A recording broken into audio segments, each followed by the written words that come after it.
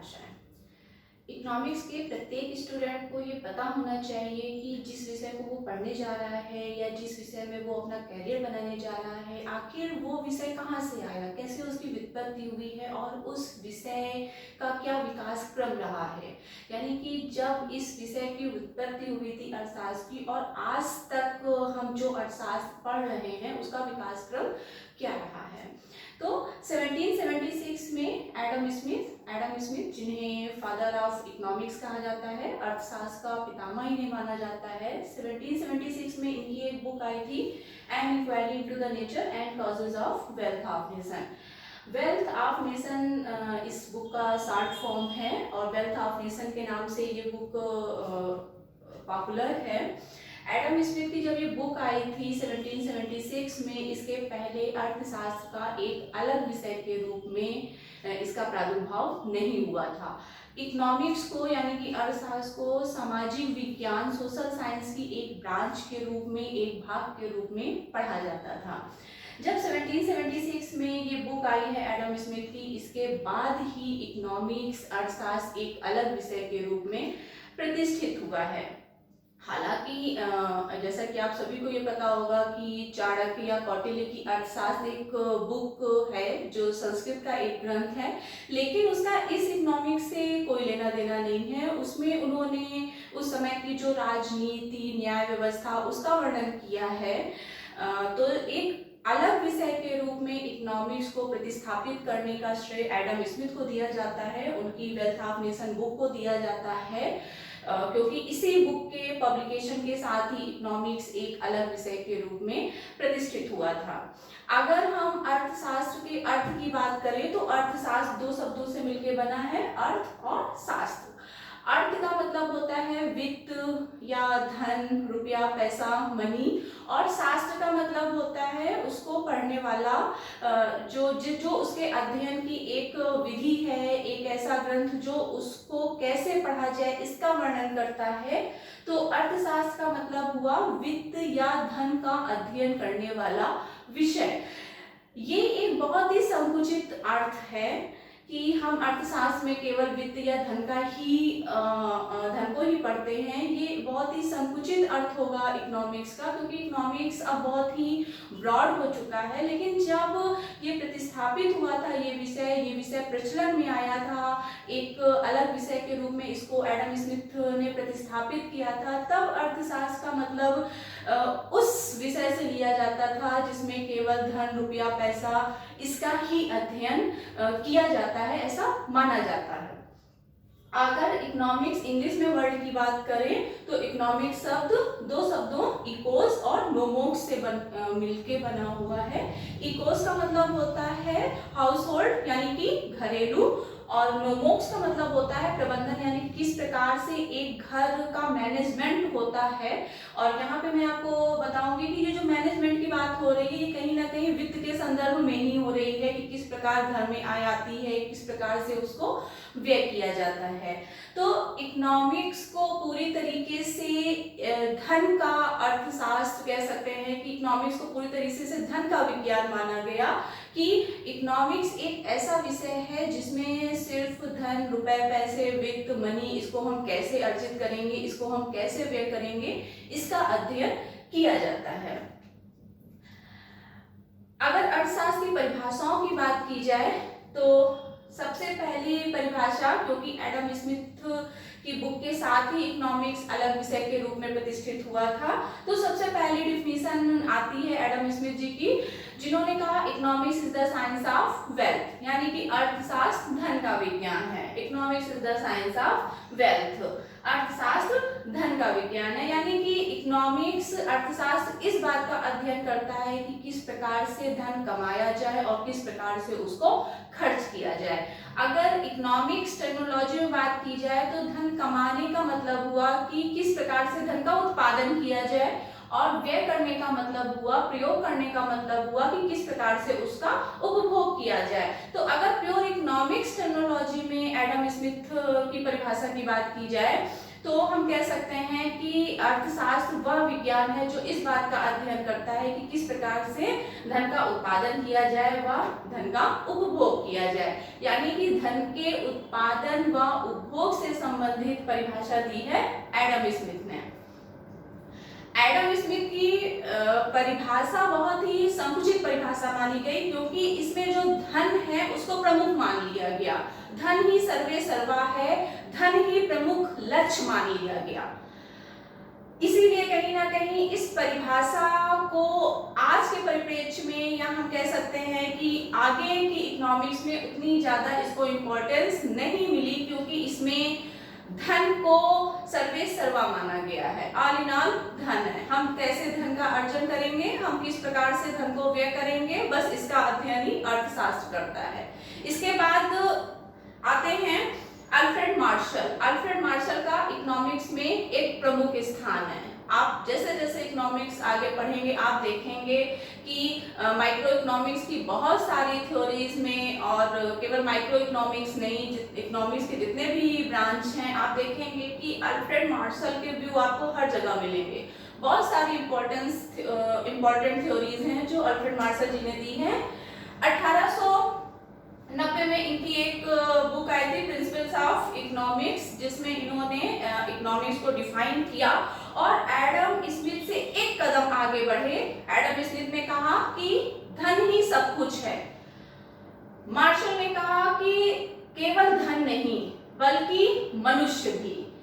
केवल धन जो है वो एक साधन है और जो मनुष्य का कल्याण है। अब कल्याण शब्द जो आता है उसको आप कैसे मापेंगे कि कल्याण बढ़ा या घटा है, ये भी इकोनॉमिक्स का एक विवादास्पद प्रश्न है, जिसके बारे में हम आगे चर्चा करेंगे कि कल्याण का क्या मतलब लिया जाता है इकोनॉमिक्स में। लेकिन मैं यहाँ पे आपको थोड़ा सा बता देना चाहूंगी, कल्याण का मतलब होता है कि क्या उसका सेटिस्फैक्शन रहा है। हम सेटिस्फैक्शन से ही नापते हैं कि कल्याण ज्यादा है या कम है। और जो अल्फ्रेड मार्शल है इनको इसीलिए कल्याणकारी अर्थशास्त्री के रूप में जाना जाता है कि ये वेलफेयर इकोनॉमिस्ट रहे हैं। इन्होंने अपनी परिभाषा में कहा कि केवल धन नहीं बल्कि मनुष्य, यानी कि अर्थशास्त्र वह विज्ञान है जो मनुष्य की आर्थिक क्रियाओं का अध्ययन करता है। न केवल धन को इसमें सम्मिलित किया गया है बल्कि इसमें मनुष्य को शामिल किया गया है। और अगर मैं वर्ड टू वर्ड इनकी डिफिनीशन की बात करूं कि जैसा आप देख सकते हैं कि मैंने व्हाइट बोर्ड पे लिखा भी हुआ है, आप अपने नोट्स में इस डिफिनीशन को एज इट इज लिख सकते हैं, क्योंकि ये बिल्कुल अल्फ्रेड मार्शल के ही शब्दों में है। जब हम इन्वर्टेड कॉमास के अंदर कोई डिफिनीशन लिखते हैं तो इसका मतलब है कि हमने वर्ड टू वर्ड वही शब्द उठाए हैं जो कि अल्फ्रेड मार्शल ने कहे हैं। बाई चांस अगर आपको लगता है कि हम डिफिनीशन में कुछ शब्द भूल रहे हैं, मिस कर रहे हैं, या फिर आप अल्फ्रेड मार्शल की परिभाषा अपने शब्दों में लिखते हैं, तो ये बहुत अच्छा तरीका होता है। बस तब आपको ये डबल इन्वर्टेड कॉमास नहीं लगाना होता है और ये इनडायरेक्ट स्पीच हो जाता है कि जो व्यू है वो तो अल्फ्रेड मार्शल का है लेकिन उसको हम अपने शब्दों में बता रहे हैं। तो जरूरी नहीं है बच्चों कि आप डिफिनीशन को एज इट इज रट लें।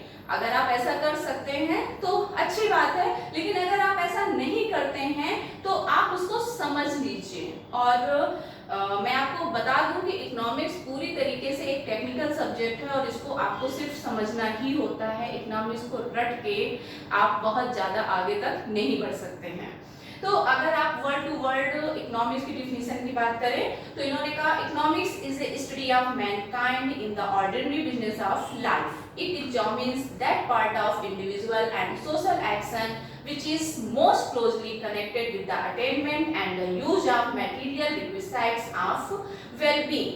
अगर इनकी परिभाषा को मैं हिंदी में आपको समझाऊं तो इनका कहने का केवल इतना ही अर्थ था कि जो मनुष्य के साधारण जीवन की आर्थिक क्रियाएं होती हैं उसका अध्ययन अर्थशास्त्र में किया जाता है। यहाँ पे मैं आपको बता दूं आर्थिक शब्द क्योंकि एक है, तो आर्थिक और अनार्थिक या फिर गैर आर्थिक। तो आर्थिक शब्द वहां यूज होता है वो सारी क्रियाएं जिसमें रुपया पैसा इन्वॉल्व होता है, और गैर आर्थिक होता है वो सभी क्रियाएं जिसमें रुपए पैसे का कोई लेना देना नहीं होता है। अब मान लीजिए कि एक टीचर है और वो कॉलेज में अपने स्टूडेंट्स को पढ़ा रहा है, तो कॉलेज में अगर वो अपने स्टूडेंट्स को पढ़ा रहा है तो उसके बदले में उसको सैलरी का पेमेंट होता है, तो ये एक आर्थिक क्रिया है। लेकिन अगर वही टीचर अपने घर में अपने बच्चे को पढ़ा रहा है तो बच्चा तो अपने पेरेंट्स को या अपनी माँ को पेमेंट देगा नहीं, या फिर माँ तो अपने बच्चे से पेमेंट लेगी नहीं। तो जब घर में आप अपने बच्चे को ऐसे ही पढ़ा रहे हैं या फिर किसी को भी आप फ्री में पढ़ा रहे हैं तो वो एक गैर आर्थिक क्रिया है। तो आर्थिक का मतलब होता है वो सारी क्रियाएं जिसमें रुपया पैसा इन्वॉल्व होता है, और गैर आर्थिक या अनार्थिक क्रियाएं होती हैं जिसमें रुपए पैसे का कोई लेन देन नहीं होता है। तो एडम स्मिथ ने जब कहा कि इकोनॉमिक्स केवल धन का विज्ञान है, तो वो एक बहुत ही संकुचित परिभाषा हो गई। लेकिन जब अल्फ्रेड मार्शल आए और उन्होंने कहा कि ना केवल धन बल्कि मनुष्य भी, धन को उन्होंने एक साधन माना है और जो मनुष्य की संतुष्टि है उसको उन्होंने साध्य माना है, कि जो मेन उद्देश्य है वो है मनुष्य, उसकी संतुष्टि, उसका कल्याण। इसीलिए इनकी डिफिनीशन को कल्याण संबंधी परिभाषा कहा जाता है। इसके बाद जो सबसे प्रोमिनेंट, सबसे एप्रोप्रिएट डिफिनीशन दी है वो दी है लियोनेल रॉबिन्स ने। इनकी बुक आई थी 1932 में और बुक का नाम है an essay on the nature and significance of economic science. जब भी अर्थशास्त्र की एक सार्वभौमिक परिभाषा या एक ऐसी परिभाषा जो इकोनॉमिक्स को बहुत ही एप्रोप्रिएट, बहुत ही प्रॉपर वे में डिफाइन करती है, तो हम हमेशा लियोनेल रॉबिन्स की परिभाषा की बात करते हैं। एक ऐसी डिफिनीशन जिसको सभी एक्सेप्ट करते हैं, जिसकी प्रासंगिकता आज भी है। इन्होंने कहा economics is the science that studies human behaviour as a relationship between its and scarce means which have alternative uses. अगर हम हिंदी में आपको समझाएं तो इन्होंने कहा, पहले आप डिफिनीशन देखिए। इस डिफिनीशन में 3 मेन शब्द हैं और यही 3 शब्द आपको समझने हैं। इन तीनों शब्दों का जो कनेक्शन है वही इकोनॉमिक्स है। इन्होंने कहा it's, means and alternative. It's का मतलब होता है आवश्यकता, मींस का मतलब होता है साधन, और अल्टरनेटिव एक चीज, आप इतनी इंग्लिश तो हमें इकोनॉमिक्स में पढ़नी ही होती है, और इकोनॉमिक्स जो है वो प्योर, अगर आप इंग्लिश में पढ़ते हैं तो थोड़ा आप बहुत अच्छे से डिफाइन कर लेंगे। मींस के बाद विच हैव अल्टरनेटिव यूजेस लिखा हुआ है, इसका मतलब है कि जो अल्टरनेटिव है वो मींस के लिए यूज किया गया है, और अल्टरनेटिव का मतलब होता है वैकल्पिक।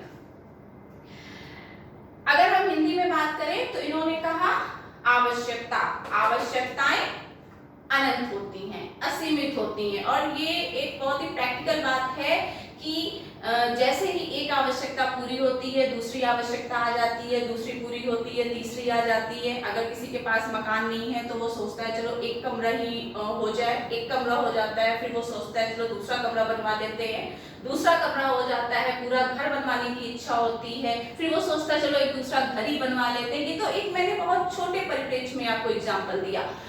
हमारी जो इच्छाएं हैं या फिर हमारी जो आवश्यकताएं हैं वो अनंत हैं, कोई बात नहीं है। अगर आवश्यकताएं अनंत हैं कोई प्रॉब्लम नहीं है, अगर उनको पूरा करने के जो साधन है, और हम सब ये जानते हैं कि प्रत्येक आवश्यकता को पूरा किया जा सकता है मनी से, पैसे से, जिसको इन्होंने मींस कहा है। इन्होंने मॉनिटरी वर्ड नहीं यूज किया है, क्योंकि जब हम पहले की अर्थव्यवस्थाओं की बात करते हैं, क्योंकि उसमें बार्टर इकोनॉमी भी थी, लेकिन अगर प्रेजेंट में हम इस डिफिनीशन को देखते हैं तो मींस का मतलब सीधे सीधे होता है मॉनिटरी मींस, कि जो मौद्रिक साधन है उसको पूरा करने से, यानी कि जो रुपया पैसा है, जो धन है, जो आय है, वो क्या है स्केयर्स। स्केयर्स का मतलब होता है सीमित, यानी कि आवश्यकताएं तो असीमित हैं लेकिन जो उसको पूरा करने के साधन है यानी कि मुद्रा वो सीमित है। अभी तक भी कोई प्रॉब्लम नहीं है। अगर सबके पास मुद्रा भी सीमित हो और आवश्यकताएं असीमित भी हो तो भी कोई प्रॉब्लम नहीं है। प्रॉब्लम तब आ जाती है क्योंकि ये जो मुद्रा है वो अल्टरनेटिव यूजेस नेचर की है। अल्टरनेटिव यूजेस का मतलब हुआ कि जैसे मान लीजिए कि 100 का एक नोट है, तो 100 के नोट पे ये नहीं लिखा होता है कि इस 100 के नोट से आपको केवल एक बुक मिलेगी, या फिर इस 100 के नोट से आप केवल कपड़े खरीद सकते हैं, या फिर इस 100 के नोट से कोई भी पर्टिकुलर ये नहीं लिखा होता है कि इस 100 का नोट का केवल ये यूज है। 100 के नोट को हमें कैसे यूज करना है, यही इसका अल्टरनेटिव यूज है। ये हम चूज करते हैं, ये हमारी चॉइस होती है कि हमें 100 के नोट से एक बुक खरीदनी है या फिर कुछ और खरीदना है।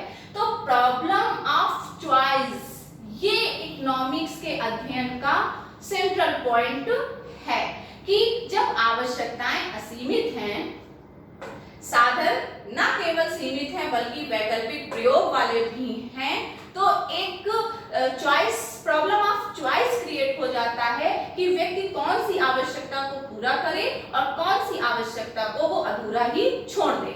लियोनार्ड रॉबिन्स कहते हैं कि अर्थशास्त्र इसी प्रॉब्लम का सॉल्यूशन बताता है। अब आप इसकी हिंदी देख लीजिए। इकोनॉमिक्स इज द साइंस, अर्थशास्त्र विज्ञान है, दैट स्टडीज जो अध्ययन करता है ह्यूमन बिहेवियर, मानव व्यवहार का एज रिलेशनशिप। रिलेशनशिप का मतलब हुआ संबंध, बिटवीन होता है जब दो के बीच की बात होती है।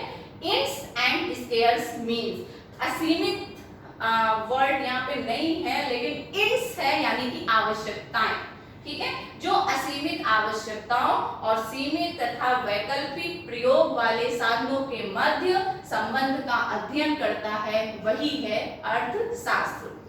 क्योंकि यहाँ पे मैंने अभी एक वर्ड यूज किया प्रॉब्लम ऑफ चॉइस, और प्रॉब्लम ऑफ चॉइस को इकोनॉमिक प्रॉब्लम के रूप में नेक्स्ट टॉपिक में हम आपको नेक्स्ट लेक्चर में समझाएंगे। लेकिन जब हम केवल इकोनॉमिक्स की डिफिनीशन की बात कर रहे हैं तो उसके पॉइंट ऑफ व्यू से बस हम आपको इतना समझाएंगे यहाँ पर कि इन्होंने कहा कि असीमित आवश्यकताओं, सीमित तथा वैकल्पिक साधनों के मध्य संबंध स्थापित करने वाला विज्ञान ही अर्थशास्त्र है। और नेक्स्ट लेक्चर में हम इस डिफिनीशन को बहुत ज़्यादा क्लियर करेंगे, क्योंकि इसी डिफिनीशन को हमें आपको पूरी डिटेल आपको समझानी रहेगी जब हम टॉपिक लेंगे अपना इकोनॉमिक प्रॉब्लम या प्रॉब्लम ऑफ चॉइस। तो जब स्टार्टिंग हुई थी तब केवल धन को लिया गया, जैसा कि एडम स्मिथ ने लिया।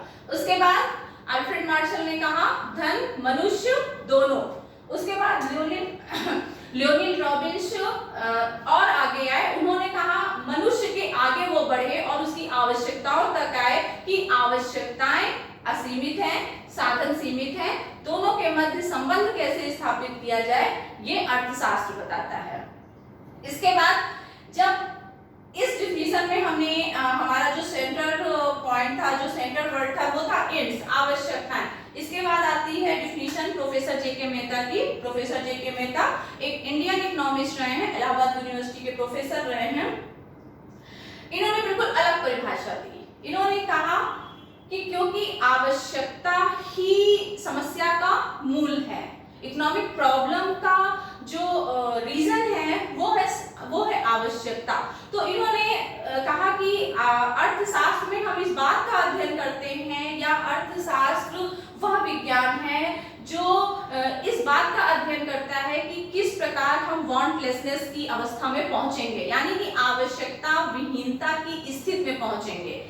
मतलब इस परिभाषा को पूरी तरीके से कट करती हुई परिभाषा आती है प्रोफेसर जे.के. मेहता की, जिन्होंने कहा कि कोई समस्या ही नहीं होगी अगर मनुष्य की कोई आवश्यकताएं ही नहीं होंगी, और मनुष्य को प्रयत्न करना चाहिए कि वह उस स्थिति में पहुंच जाए जहां किसी भी प्रकार की कोई भी आवश्यकता ही नहीं है।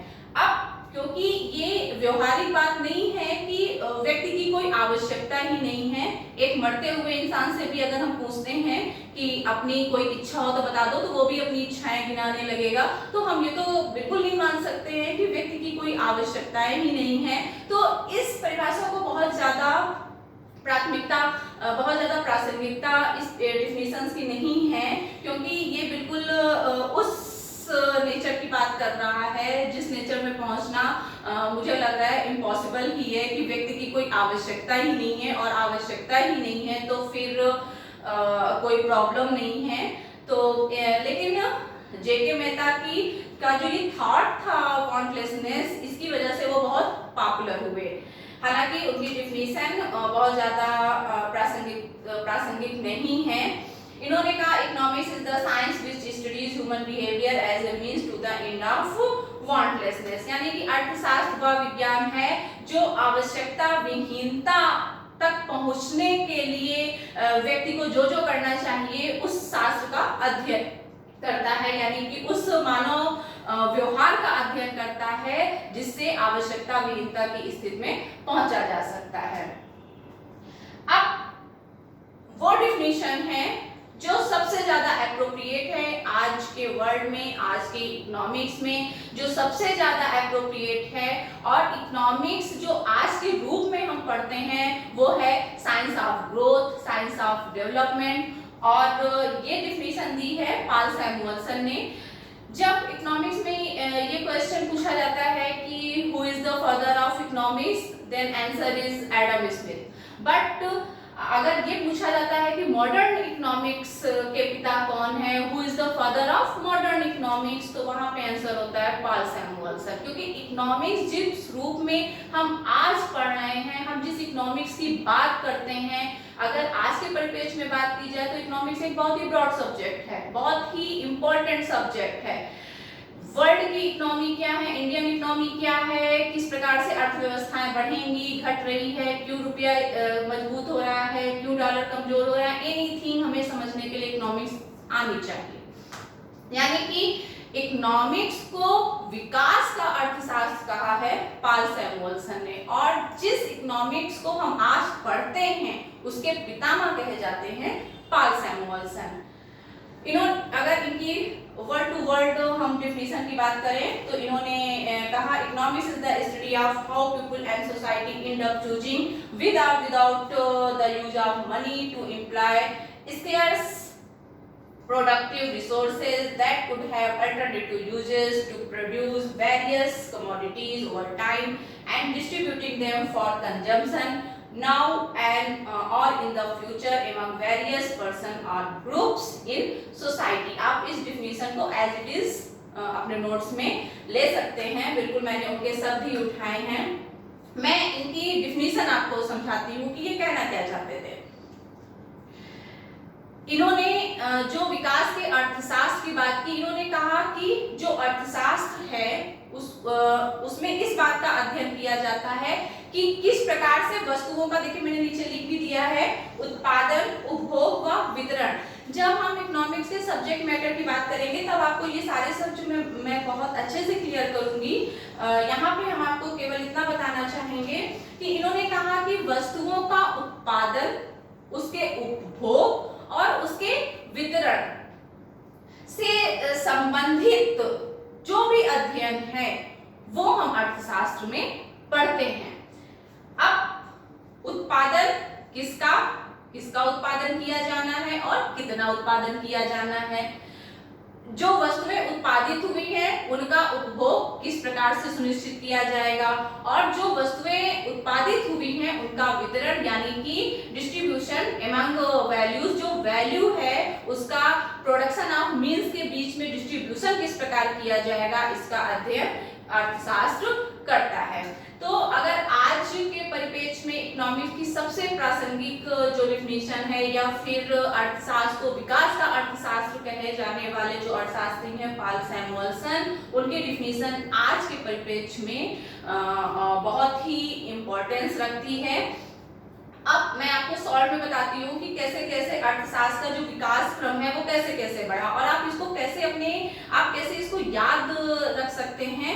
तो बहुत ही इजी है। सबसे पहले एडम स्मिथ ने कहा केवल धन का अध्ययन, उसके बाद अल्फ्रेड मार्शल आए, उन्होंने कहा न केवल धन बल्कि मनुष्य भी, उसके बाद मनुष्य के आगे आ गई मनुष्य की आवश्यकताएं, ठीक है, लेकिन जो इनको पूरा करने के साधन है क्योंकि वो सीमित हैं और इन दोनों के बीच का जो रिलेशनशिप है इसके बारे में बात की है लियोनिड रॉबिन्स ने। इसीलिए इनकी डिफिनेशन को सीमितता संबंधी स्कार्सिटी रिलेटेड डिफिनेशन भी कहा जाता है। इसके बाद आते हैं जेके मेहता, इन्होंने कहा क्योंकि सारी प्रॉब्लम है आवश्यकता से, इसलिए कोई भी आवश्यकता ही अगर ना हो इकोनॉमी में तो किसी प्रकार की कोई समस्या ही नहीं होगी। इसके बाद आता है वो इकोनॉमिक्स जिसकी हम और आप बात करते हैं यानी कि विकास के अर्थशास्त्र की बात, और वो दिया है, वो डिफिनेशन दी है पॉल सैमुअल्सन ने। तो एक बात ध्यान रखिएगा बच्चों कि आपको ये जो क्रम है, जो इसका विकास क्रम है कि